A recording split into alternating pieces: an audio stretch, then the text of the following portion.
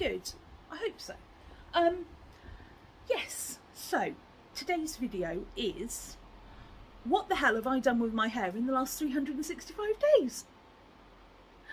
I'm joking, but it's close. It's not quite the title of this video, but it's basically what I'm going to talk about. So, back in 2020, in the midst of Auntie Felicity's visit, I had very long hair. Well, fairly long hair. At the beginning of the pandemic, it was pretty long. I was getting it regularly trimmed. It was looking good. It was in great condition. And it looked like this. And then as the pandemic went on and it wasn't getting regularly trimmed, it basically got to a point where it was too long. It was getting in everything, because when my hair is quite thick, even at my age now, I'm 43, nearly 44, and my hair is pretty thick. It's heavy, so the hair itself is quite fine, but I have an awful lot of it. So when my hair grows, it gets really heavy. Hence why I kind of have it layered, because I just can't cope. I cannot cope with it. And if I have it up, the weight of it can be too much. And if I have it down, it gets tangled in everything. So, excuse me, not being one to constantly have to plait my hair or put it in bunches, and even bunches can be, you know, when you're susceptible to headaches and migraines, bunches can be a bit much. And by the time it came to June, so we were 4 months into lockdown, it was starting to get very warm in the UK, and I decided I had basically had enough of my hair. It had probably grown, I think by the time I actually had it cut, between the two cuts, so from the last time I had it cut, which was probably 2 or 3 weeks before lockdown, when I say cut, trimmed, just to keep it nice, to when I actually had it cut, so you're talking March, April, May, June, 5 months, my hair had probably grown nearly 5 inches. Now, I know a lot of people will go, nobody's hair grows that quickly. Yes, it does. Mine does. I have been told over the years by several hairdressers that as a compliment, my hair is like weeds. It just, 1 minute it's there and it's fine, and the next minute it's just grown beyond belief. So I got bored of it. It was getting too much. It was too much to deal with, to have to wash it, dry it, straighten it. I kind of stopped using hair dryers on it and heat treatments. Let me know if you want a hair care video. I did do one a while ago, but I know a lot of people are trying to grow their hair, having gone through, you know, shaving their hair off in the pandemic for whatever reasons, or just shaving off because they wanted to, and now they're growing it back. And I have, you know, if you want a hair care video, let me know. What can you put? Put a big red heart emoji if you want a hair care video. Actually no, let's do something summary. Put a palm tree. If you want a hair care video, put a palm tree in the comments, and I will do a hair care video, because I do get asked how I keep my hair, because there are so many products out there, and you listen to people say, you know, you have to have this product and that product, and I kind of disagree. So if you want that video, I will do an updated version, and I will do a hair care video of how it was when it was long and what I do with it now. So I had got through a stage of not drying my hair with heat, letting it do its own thing, just being kind of natural and being there, and yeah, it had grown an awful lot, almost to the point where I could sit on it. Now, to make it look decent, of course I have to heat straighten it, which I do straighten my hair because it has kind of a natural I mean, I've straightened this and already it's started to go kinky again. It has a natural wave to it, which has developed over the years. I didn't have this when I was a child. My hair was poker straight. But yeah, it's got a wave to it, and with that and the heat and everything, I just had enough. And the more I thought about it, the more I wanted to cut my hair off. Now, many years ago, when I cut my hair off, I was unable to donate it. At the time, the treatments that they use for donating hair meant that if your hair was not a natural colour, as in never been dyed, then they couldn't accept it, because the chemicals that they use to sterilise the hair and treat it to be able to use it in wig making would basically just break the hair. The chemicals didn't mix very well. So you couldn't have bleached your hair, you couldn't have dyed your hair. It had to be just virgin hair. And obviously mine wasn't. Now, when I looked it up again this time, I thought it's such a shame that I'm going to cut so much of my hair off that I can't donate it. I actually did a little bit of research. Now, if you're in the UK, you may have heard of the Little Princess Trust. I will put their links below if you are somebody who's thinking of doing this, or maybe have a child who wants to have their hair cut. They are a charity based in the UK who make wigs for children who have lost their hair, whether it be through illness, alopecia, cancer, and it's all basic. It costs about £575 for them to make each wig, and I think they need three heads of hair donations. So yeah, I did what I could, and I found that they actually accepted hair that had been treated. It could be bleached, I believe, but it could definitely be dyed as long as it was a natural colour. And at the time, my hair was black, so technically a colour you can get naturally. So I decided that that's what I was going to do. So I started a fundraising page, spreading the word, and picked a date with my hairdresser that we were going to do it. And on the 30th of July 2020, this happened. I went from hair that I could sit on to a very short cross between a bob and a pixie cut. Now, looking back, if I knew how long Auntie Felicity was going to be around, and if I knew what was in store, I probably would have shaved it all off and donated all of it, put it in little pigtails and just shaved and got rid of it all and let it come back natural.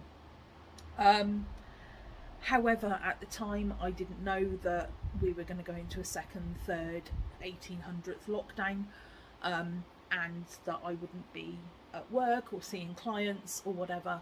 So for that reason, I didn't shave my head. I think that has to be the one regret, was that I didn't do it. That was my one opportunity to just say, do you know what, stuff it, let's just start again. I kind of wish I had, especially now, because it would have been probably the length it's at now without even worrying about it. It would have been virgin hair. I probably would have been a lot whiter. But hey, you know, I did what we did. So yeah, we went with kind of a short bob. I still need to kind of keep my ears covered, cover up any inkage that I've got, and just make sure that I was still kind of professional for work. Did I like it? Not initially. Well, I did like it. I didn't love it. I think the fact that it was a hot day when we did it, and my hairdresser put, I don't normally use products in my hair, but because we wanted to do some quick pictures, because my work were interested in, you know, how much I'd raised, etc., and people at work had donated as well to help me out and reach my target. So they kind of wanted to put it in the newsletter that was going out the same night, so they were waiting for me to get these pictures. And because of that, she kind of put some wax in my hair, and the heat and the wax just made it go a bit heavy, if that's a way to describe it. It didn't look greasy, it just looked really weighed down. And yeah, it just looked not great. However, I then had a shower because I was covered in hair where it had been cut, and I left it to do its own thing, and suddenly it was like, oh, actually this is okay. And by the next morning, this is what my hair looked like going to work.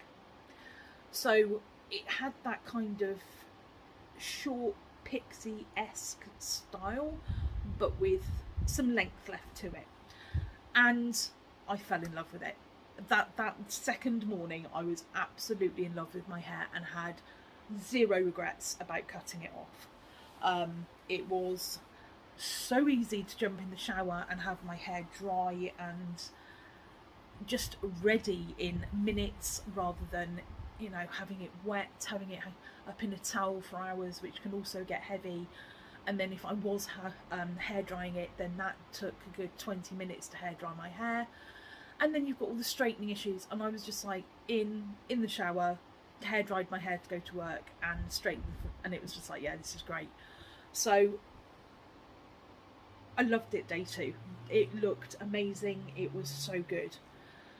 But my hair then decided to do its normal thing and grow like weeds.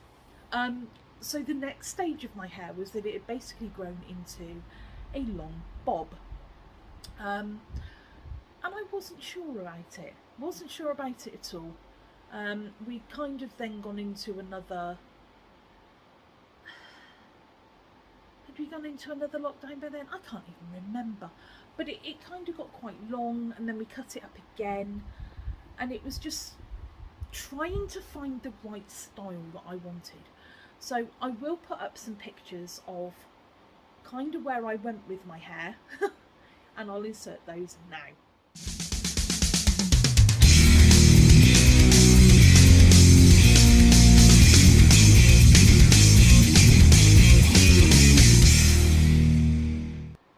So having it that kind of bob length for a while, I then decided I wanted to try something else and go shorter. And my hairdresser came over and we cut it shorter, and she kind of left my fringe, and I'm like, no, don't like it. And later on that evening I got a pair of scissors to it myself and ended up with this. And everyone saw it and went, you can really rock short hair, this looks really good on you.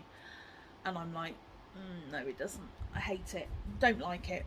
But my hair grows really quickly, and I just let it do its thing. I let it grow. And then we kind of went in for, again, kind of more overswept floppy fringe, kind of half and half style that was, you could have it kind of like a short bob. But because we'd had it a pixie cut, I mean, the back at one point was shaved. I mean, when that picture I just put up, the back of it, we'd shaved to 25mm, almost to like here all the way round, and then it was just like a little bit longer on top. But we wanted to, it was just really awkward when it grew out. I had this lovely long fringe, but then the back of it was flippy, so we cut the back up again, and then I had the longer fringe, and this is when this happened. And since then it's kind of grown out to more of a longer pixie. I don't know where we are with it at the moment. So when you're growing out a pixie cut, it's a bit difficult. You either end up with, you either end up with that wedge look where the top grows and you keep the back short, and then you kind of grow it out and you kind of end up with that graduating long bob, and you get that awkward stage where it sits at your ears and looks terrible. Or you have to go through the mullet stage, because the back of my hair was growing at quite a rate and the top of it was too long, so we ended up cutting it shorter, and we kind of ended up with a mullet-ish look.